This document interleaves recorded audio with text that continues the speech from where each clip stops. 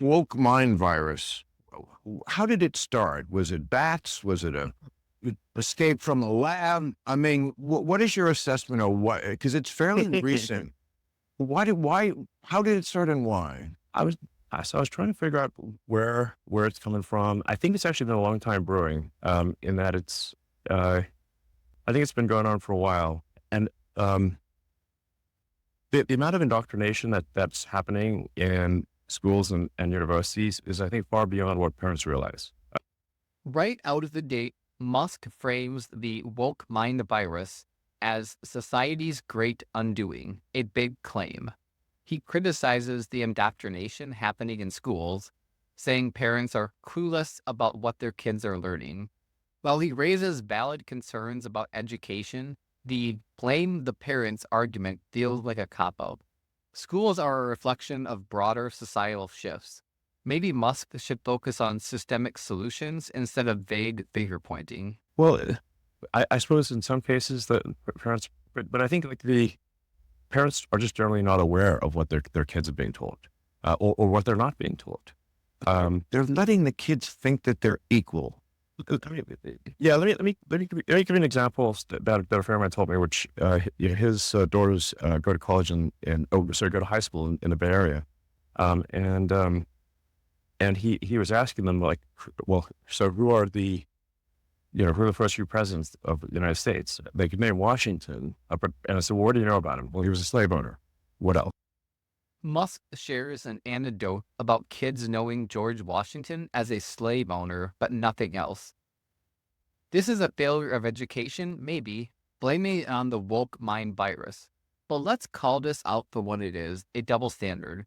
Musk wants kids to remember Washington's achievements while brushing past his participation in slavery. Sure, balance is important, but whitewashing history isn't the answer either. Right. Exactly. Right. Like, okay, that's maybe we should know more than that. Yeah. Yeah. That is the woke mind virus. Exactly. Yeah.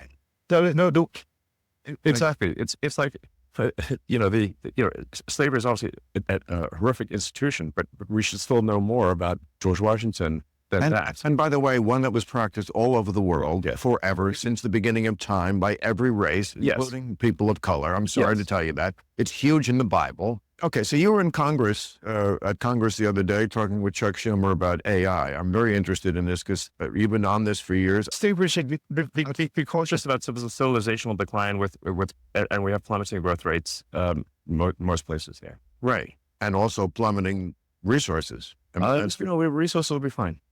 But they're not fine.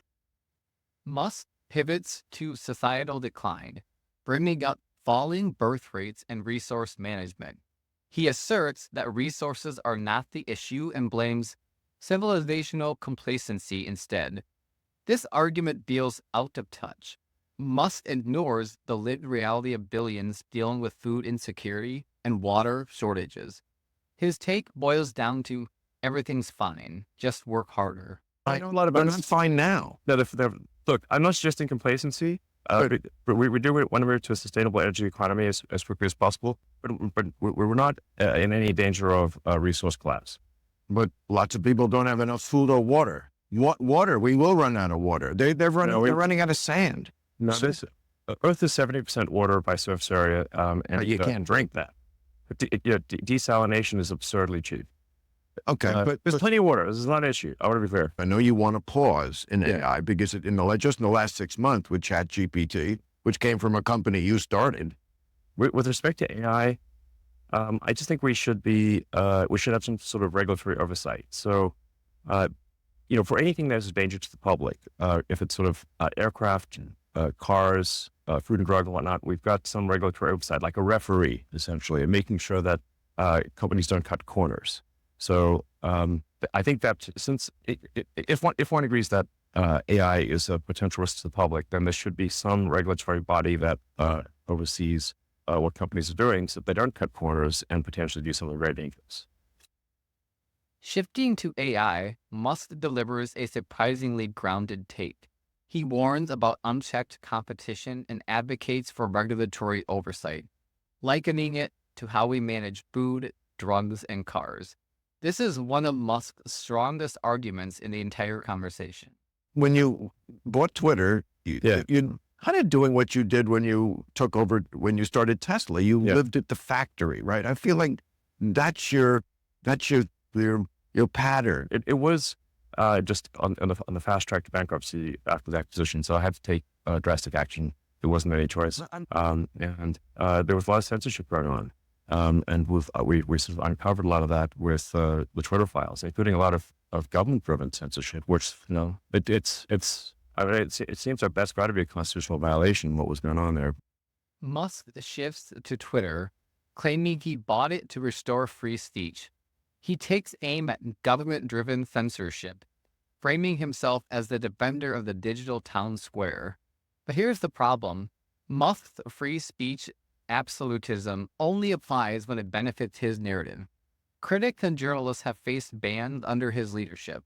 So much for transparency. But and I can, since I'm like an avid Twitter user, I could detect that like something's not right here. And so that's really why I did the acquisition. It wasn't because I thought this is an easy way to make money or something like that. While Musk has some strong tech arguments, this take on societal issues often lacks nuance or solutions. His critiques of woke culture feel more like grievance than actionable insights. And let's not forget the glaring hypocrisy of framing himself as the savior of free speech while selectively silencing dissent. Man, this is me being mayor of Tweetown or whatever. Elon's critique of woke culture offers plenty of sound bites but little substance. He thrives when discussing AI and tech regulation, but falters when diving into societal issues. His arguments are riddled with double standards and contradictions, making this less of a burn and more of a spark. If you're here for takedowns of woke culture, this video might leave you questioning Musk's focus and his intentions.